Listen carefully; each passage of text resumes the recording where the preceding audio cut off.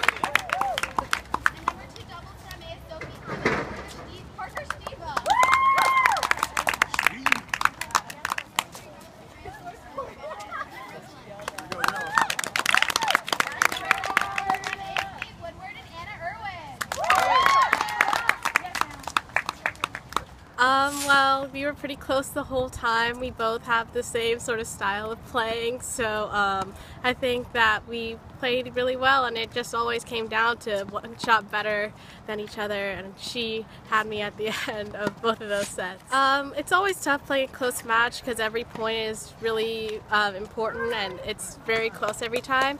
I think that I've had matches like that before, but she's definitely a really great opponent.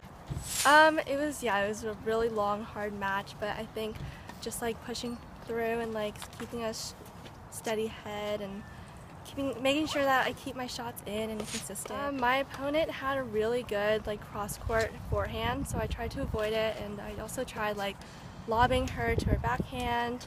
It seemed to work most of the time. Just tell myself to move on to the next point and to not just shake off the last one if I made a mistake, and I really wanted to win, especially such a close match. Yeah.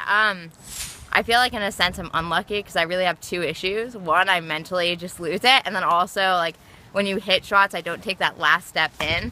And so I think when I started the match, I had a really slow start, and I wasn't doing that whatsoever.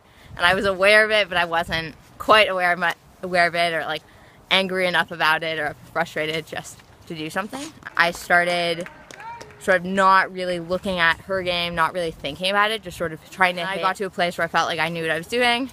Pat definitely was like, Emma, like, you know what you need to do, per usual.